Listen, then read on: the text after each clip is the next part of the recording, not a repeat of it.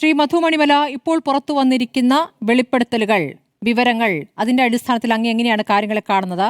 മാത്രമല്ല, ഇന്ന് കോടതിയിൽ നിന്നും പ്രധാനപ്പെട്ട ചില പരാമർശങ്ങൾ ഉണ്ടായിട്ടുണ്ട്. ശബരിമല നടന്നിരിക്കുന്നത് കൂട്ടക്കൊള്ളയാണെന്നാണ് പറഞ്ഞിരിക്കുന്നത്. അപ്പോൾ ഈ കൂട്ടക്കൊള്ളയിൽ ആരൊക്കെയാണ് കൂട്ടുപ്രതികൾ എന്നതറിയാൻ ഇനിയും എത്ര ദിവസം എടുക്കുമെന്നുള്ള പ്രശ്നമുണ്ട്. ഇപ്പോൾ അകത്ത് പോയവർക്ക് 90 ദിവസമാകുമ്പോൾ സ്വാഭാവിക ജാമ്യം കിട്ടുന്ന സാഹചര്യം ഉണ്ടാവുന്നു. പോറ്റിക്ക് ഇപ്പോൾ ഒരു കേസിൽ ജാമ്യം കിട്ടിയിരിക്കുന്നു. അടുത്ത കേസിലെ ജാമ്യത്തിന് ഇനി അധികം ദൂരമില്ല.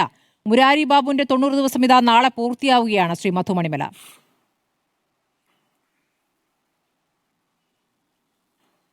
ഇവിടെ UDFിൻ്റെയും LDFിൻ്റെയും പ്രതിനിധി ഇവിടെ പറഞ്ഞ കാര്യങ്ങൾ ഞാൻ അതിനോട് യോജിക്കുന്നില്ല. ഞാൻ ഒരു അയ്യപ്പ ഭക്തൻ എന്ന നിലയിൽ മാത്രമാണ് ഈ ചർച്ചയിൽ പങ്കെടുക്കുന്നത്. ശബരിമലയ്ക്ക് വേണ്ടി LDF സർക്കാർ നല്ല ചെയ്താലും UDF സർക്കാർ നല്ല ചെയ്താലും ഞാൻ അവർ ചെയ്യുന്ന പ്രവൃത്തിയാണ് അംഗീകരിക്കുന്നത്. ഈ കഴിഞ്ഞ 10 വർഷക്കാലം 9.25 വർഷമായി പിണറായി വിജയൻ സർക്കാർ അധികാരത്തിൽ വന്നിട്ട് 3 ദേവസ്വം മന്ത്രിമാർ ഈ കാലഘട്ടത്തിൽ ദേവസ്വം ഭരണം കൈയാളിയിട്ടുണ്ട്. അതിൽ ആദ്യത്തെ ആൾ കടകംപള്ളി സുരേന്ദ്രനാണ്. കടകംപള്ളി സുരേന്ദ്രനും ഞാനുമായിട്ട് വ്യക്തിപരമായിട്ട് നല്ല ബന്ധത്തിലാണ്. അന്നും ഇന്നും എന്നും എന്നെപ്പറ്റി ഏറ്റവും നല്ല രീതിയിൽ വാക്കുകൾ അദ്ദേഹം പറഞ്ഞിട്ടുണ്ട്. 2019 എൻ്റെ പരിപാടിയിൽ തിരുവനന്തപുരത്തെ സൗത്ത് പാർക്ക് ഹോട്ടലിൽ ആ പരിപാടി ഉദ്ഘാടനം ചെയ്ത അദ്ദേഹമാണ്. അശ്വതി തിരുനാൾ തമ്പുരാട്ടി അടക്കം തിരുവിതാംകൂർ ദേവസ്വം ബോർഡിൻ്റെ മുൻ ചെയർമാനും അഡ്വൈസറി ദേവസ്വം റിക്രൂട്ട്മെൻറ്റ് ബോർഡ് ചെയർമാനുമായിരുന്ന Rajagopal sir, PP Mukundan sir, ശബരിമലയായിട്ട് ബന്ധപ്പെട്ട നിരവധി വ്യക്തികൾ, CP നായർ സാർ അടക്കം ആ പരിപാടിയിൽ പങ്കെടുത്തിട്ടുമുണ്ട്. കാരണം എൻ്റെ അനുഭവത്തിലാണ് ഞാൻ പറയുന്നത്, എനിക്ക് രാഷ്ട്രീയമല്ല. കടകംപള്ളി സുരേന്ദ്രനെ സംബന്ധിച്ച് ഈ 3 ദേവസ്വം മന്ത്രിമാരിൽ ശബരിമലയിൽ വന്നാൽ മടി കൂടാതെ ഭഗവാനെ തൊഴുകയും ശരണം വിളിക്കുകയും പ്രാർത്ഥിക്കുകയും ചെയ്യുന്ന ഒരാളായിരുന്നു കടകംപള്ളി സുരേന്ദ്രൻ. ഞാൻ ശബരിമലയിൽ അദ്ദേഹത്തിൽ കാണുന്ന ഏറ്റവും വലിയ യോഗ്യതയാണ്. അദ്ദേഹം യാതൊരു മറയുമില്ലാതെ ഭഗവാനെ വന്ന് അവിടെ തൊഴുതു നിൽക്കും, ശ്രീകോവിലിൽ നിന്ന് പ്രസാദം സ്വീകരിക്കും, തീർത്ഥം മേടിച്ച് സേവിക്കും, ഭസ്മവും കുങ്കുമവും ചന്ദനവും ഒക്കെ അദ്ദേഹം സ്വീകരിക്കുകയും ചെയ്യും. എന്നാൽ പിന്നീട് വന്ന രാധാകൃഷ്ണൻ മന്ത്രി ശബരിമലയിൽ നിന്ന് തീർത്ഥം കൊടുത്താൽ സാനിറ്റൈസർ കൈ കഴുകുന്ന പോലെയാണ് അദ്ദേഹം കഴിയിട്ടുള്ളത്. മൂന്നാമത് വന്ന ദേവസ്വം മന്ത്രി VN വാസവൻ. എനിക്ക് അദ്ദേഹത്തോട് വളരെ സ്നേഹവും ബഹുമാനവും ആദരവും ഒക്കെ ഉണ്ടായിരുന്നു എന്ന് എടുത്തു പറയുന്നു. കാരണം ശബരിമല ശ്രീകോവിലിൻ്റെ മുമ്പിൽ വന്ന് ഭഗവാനെ തൊഴാനല്ലെങ്കിൽ വെട്ടി നാട്ടിയ കുറ്റി പോലെ അദ്ദേഹം വന്ന് നിന്നിട്ട് ആരെ കാണിക്കാനാണ്? അദ്ദേഹത്തിന് വിശ്വാസമില്ലെങ്കിൽ അദ്ദേഹം ക്ഷേത്ര ശ്രീകോവിലിൽ അങ്ങോട്ട് വരരുത്. ഭക്തരവിടെ നിന്ന് തൊഴുതട്ടെ. ഭക്തിയില്ലാത്തവർ, വിശ്വാസമില്ലാത്തവർ അവിടെ വരാൻ പാടില്ല. ഈ 3 മന്ത്രിമാരെ എടുക്കുമ്പോൾ ഞാൻ കാണുന്ന യോഗ്യത കടകംപള്ളി സുരേന്ദ്രൻ്റെ തന്നെയാണ്. കടകംപള്ളി സുരേന്ദ്രൻ ദേവസ്വം മന്ത്രി ആയിരുന്ന കാലത്ത് ഏറ്റവും കൂടുതൽ ശബരിമലയ്ക്ക് വേണ്ടിയിട്ട് ഫണ്ട് അനുവദിച്ചിട്ടുള്ളൊരു സർക്കാർ ഇടതുപക്ഷ സർക്കാരാണ്. അത് തർക്കമില്ലാത്ത കാര്യമാണ്. ആദ്യമായിട്ട് ശബരിമലയ്ക്ക് സംസ്ഥാന ബജറ്റിൽ ഒരു ബജറ്റ് വിഹിതം കൊണ്ടുവന്നത് 2012 അന്ന് ഉമ്മൻചാണ്ടി സർക്കാരാണ്. അന്നത്തെ ഉമ്മൻചാണ്ടി സർക്കാരിലെ ധനകാര്യമന്ത്രിയായിരുന്ന ശ്രീ KM മാണി സാറാണ് 35 കോടി രൂപ ശബരിമലയ്ക്ക് വേണ്ടിയിട്ട് സംസ്ഥാന ബജറ്റ് വിഹിതമായിട്ട് പ്രഖ്യാപിച്ചത്. നമുക്കിപ്പോൾ ദേവസ്വം മന്ത്രിമാരായിരുന്നവരുടെ ഭക്തി അളക്കാനുള്ള ഒരു സാഹചര്യമല്ലല്ലോ ഉള്ളത്. ഭക്തി വേറെ വിഷയമാണ്. ഭക്തിയുണ്ട് എന്ന് കരുതിയിരുന്ന പോറ്റിയും തന്ത്രിയുമാണല്ലോ ഇപ്പോൾ കട്ടതായി ഇപ്പോൾ നമുക്ക് വിവരം ലഭിക്കുന്നത്, പ്രതികളായി ഇപ്പോൾ ജയിലിൽ കിടക്കുന്നത്. അപ്പോൾ ഭക്തി എന്നുള്ളത് പുറത്തേക്ക് നമ്മൾ കാണുന്നതല്ല, യഥാർത്ഥത്തിൽ ഉള്ള ഭക്തി എന്നുള്ളത് നമുക്ക് മനസ്സിലാക്കുന്ന ഒരു കാര്യമാണ്. അപ്പോൾ ഭക്തി അളക്കേണ്ട. ഇപ്പോൾ നിരീശ്വരവാദികളെല്ലാം കള്ളന്മാരും ദുഷ്ടന്മാരും ഒന്നുമല്ല. അവരവരുടെ ഒരു നിലപാടുമായി മുന്നോട്ട് പോകുന്നു.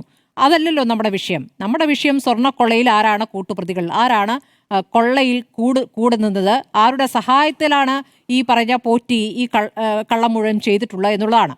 അപ്പോൾ അങ്ങനെ നോക്കുമ്പോൾ ദേവസ്വത്തിന് ഏറ്റവും കൂടുതൽ പണം കിട്ടിയത് അല്ലെങ്കിൽ ഫണ്ട് കിട്ടിയത് ആരുടെ ഭരണകാലത്ത് എന്നുള്ള വിഷയമല്ല. സ്വർണ്ണക്കൊള്ള ഏത് കാലത്ത് നടക്കുന്നു, സ്വർണ്ണക്കൊള്ളയിൽ ആരൊക്കെയാണ് കൂട്ടുപ്രതികൾ എന്നുള്ളതാണ് പ്രധാന വിഷയം. അപ്പോൾ പോറ്റിയുടെ വീട്ടിലേക്ക് പോയ കാര്യം സമ്മതിക്കുന്നു. പോറ്റിക്ക് വേറെ ഒരുപാട് പരിപാടികൾ ഉണ്ടായിരുന്നു, പലയിടത്തും സ്പോൺസർഷിപ്പ് ഏറ്റെടുക്കുന്നു. അപ്പോൾ ഇത് ഈ പറയുന്ന കടകംപള്ളിയുടെ മണ്ഡലത്തിനുമുണ്ടോ എന്ന സംശയം വരുമ്പോൾ അദ്ദേഹം അത് നിഷേധിക്കുന്നുണ്ട്. നമുക്ക് ഉറപ്പില്ലാത്ത കാര്യമാണ്. ഇതിൽ കൊള്ളയിൽ ആരു കൂടെയുണ്ട് എന്നാണ് അങ്ങയുടെ മനസ്സിലാക്കൽ? ഞാൻ ആദ്യം തൊട്ടേ പറയുന്ന ഒരു കാര്യമാണ്, ശബരിമല സ്വർണ്ണക്കൊള്ള കേസിൽ പ്രധാന പ്രതി തന്ത്രി കണ്ഠര് രാജീവ് തന്നെയാണ്.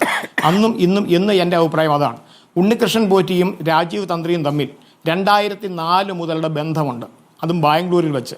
അതിനുശേഷം 2007 മണ്ഡല മകരവിളക്ക് കാലത്താണ് മാധവൻ പോറ്റി എന്ന കീഴ്ശാന്തിയുടെ സഹായിയായിട്ട് പരികർമ്മിയായിട്ട് അദ്ദേഹം ശബരിമലയിൽ എത്തുന്നത്.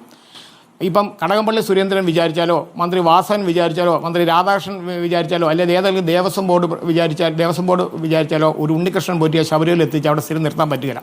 തന്ത്രിയുടെ ശക്തമായ റെക്കമെൻഡിൽ, തന്ത്രിയുടെ ശക്തമായ ശുപാർശയിലാണ് ഉണ്ണികൃഷ്ണൻ പോറ്റി ശബരിമല എത്തുന്നത്.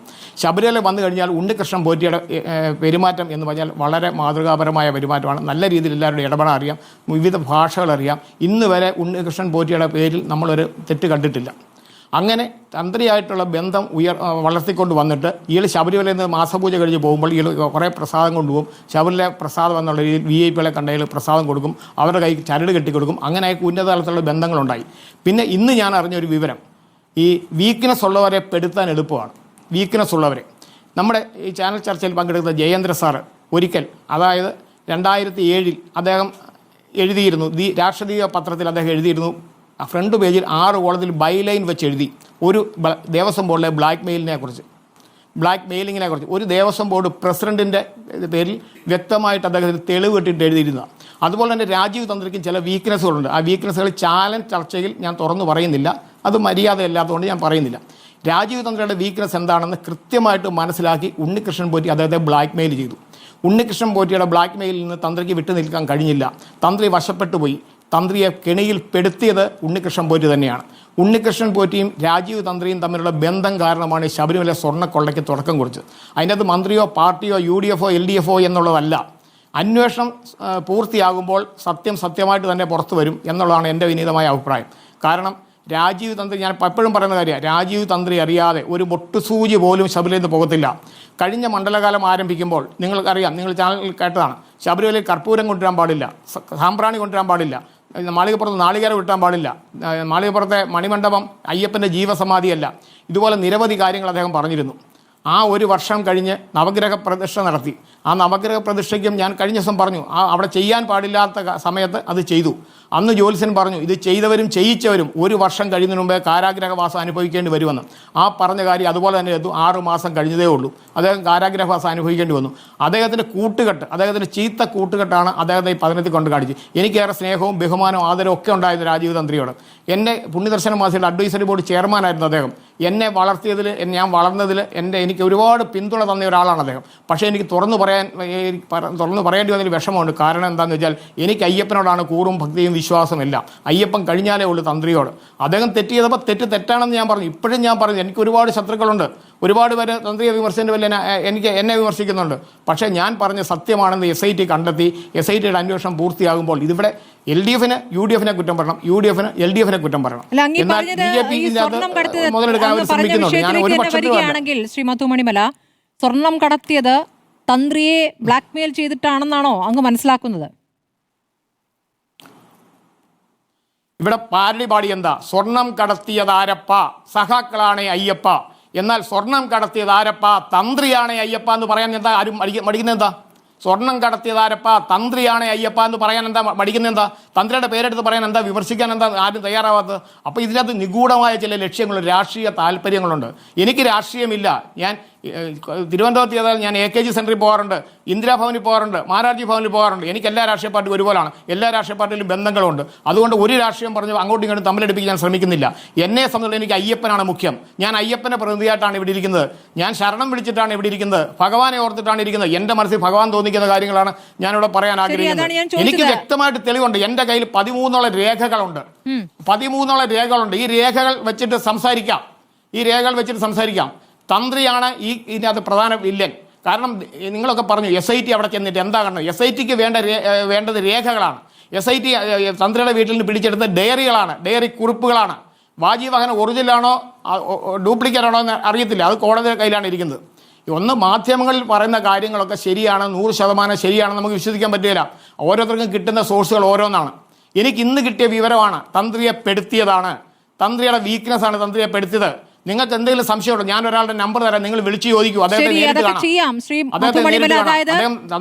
പെടുത്തിയതാണ് എന്ന് പറയുമ്പോൾ തന്ത്രിയെ പെടുത്തിക്കൊണ്ടാണ് സ്വർണം കടത്തിയതെന്നാണോ അങ്ങ് പറയുന്നത്? പ്രധാനപ്പെട്ട വിവരങ്ങളാണ് അങ്ങ് പറയുന്നത്.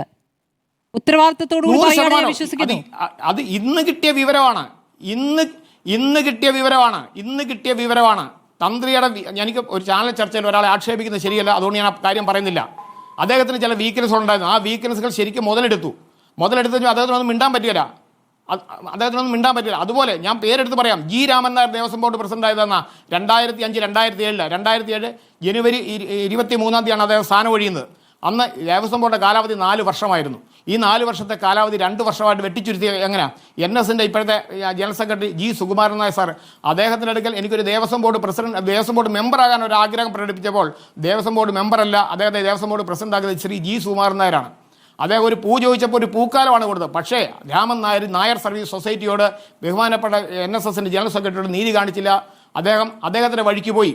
അപ്പം അദ്ദേഹം വിചാരിച്ച് 4 വർഷത്തേക്ക് എനിക്ക് എന്നെ ഒന്നും ആർക്കും ചെയ്യാൻ പറ്റില്ല, 4 വർഷത്തേക്കാണ് ഈ ബോർഡിൻ്റെ കാലാവധി, 4 വർഷത്തിനുള്ളിൽ എന്നെ ആരും ഒന്നും ചെയ്യത്തില്ല എന്ന് വിചാരിച്ചു. അദ്ദേഹം സുധാകരനാണ് ദേവസ്വം മന്ത്രി. അദ്ദേഹത്തെ കണ്ട് അദ്ദേഹം ആവശ്യം ഉന്നയിച്ചു.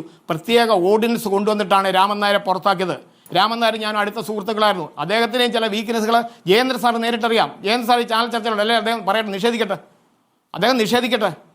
ആ ചാനൽ രാമൻ നായരുടെ വീക്ക്നെസ്സുകളെ കുറിച്ച് ആദ്യം പുറം ലോകം അറിയുന്ന ജയേന്ദ്ര സാർ കൂടിയാണ്.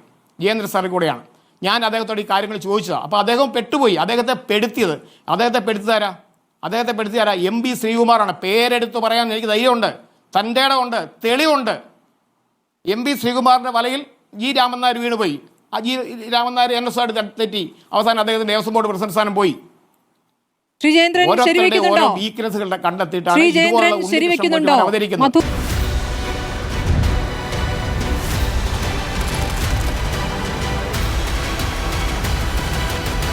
ഡിബേറ്റ് വിത്ത് സ്മൃതി പരുത്തിക്കാട്.